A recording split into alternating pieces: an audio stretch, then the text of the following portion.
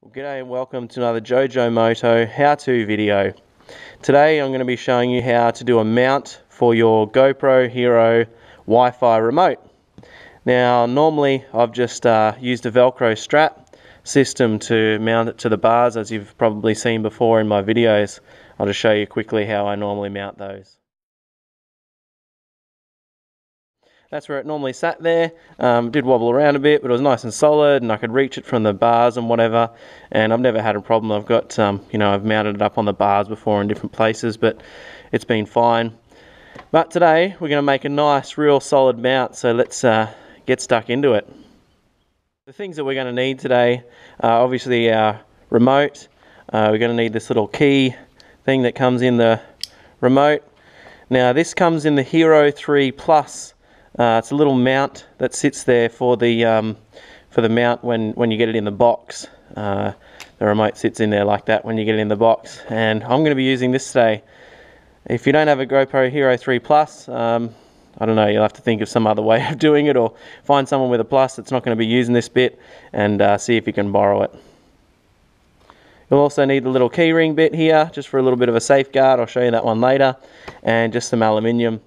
On the bars here, I like to have it close to, indicator, switchgear and whatever, so I can just reach across and boof, turn it on, turn it off, set whatever I need to do there and have a bit of a play around with it. So just finding a bolt somewhere on the handlebars here that is going to give you a bit of a, somewhere close to your switchgear here. And I'm not running the standard mirrors, so I've found myself a bolt that fits into the standard mirror bolt here, and that's going to give me a good mounting, really good solid mounting point. What we'll start by doing is trimming up this so that it can fit nicely onto a flat bit of aluminium.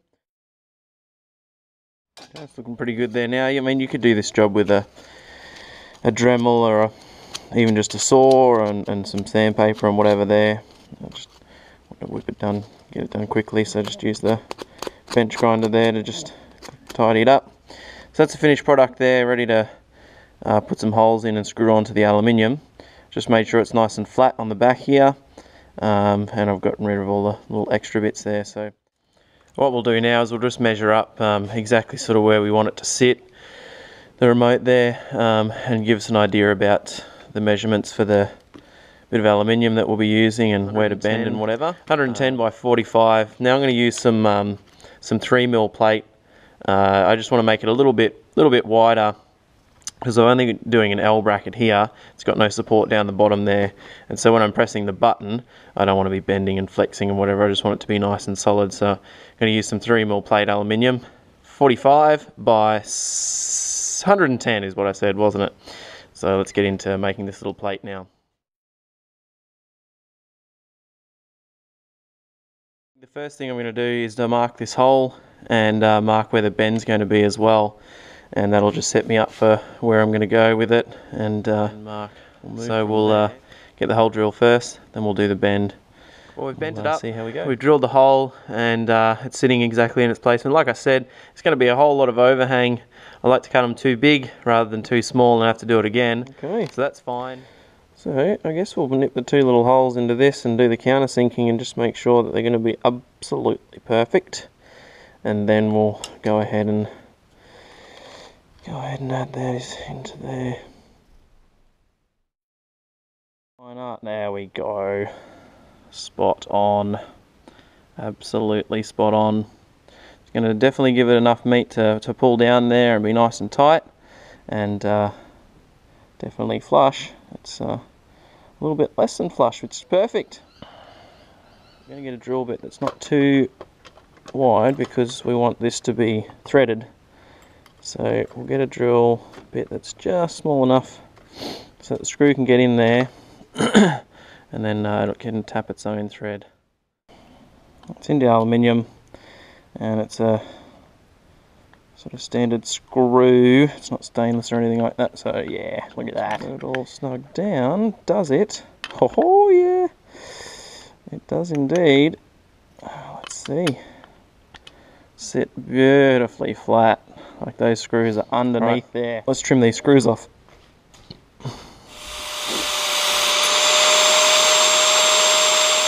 Okay, there we go. I'm Yeah, where to trim it now. We've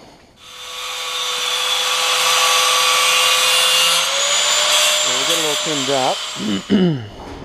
So now it's just ready to be nicely cleaned up. We've got to sort of test fit it and whatever, and also add one last little safety feature that I'll show you. So it's all tidied up now, looking reasonably shiny and whatever. I don't know whether I might paint it black or something like that later, but it's all good for now. It's just a matter of putting it all together.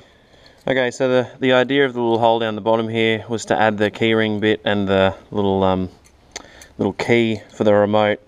I've never used this mounting system before, so it's just a bit of a backup safety, you know. I don't know if it does drop out somehow. Like, it's sturdy as all heck, but just as a backup, I'm just going to have that there. You know, if it does happen to fall out, ooh, it's still connected at least, and I'm not going to lose it.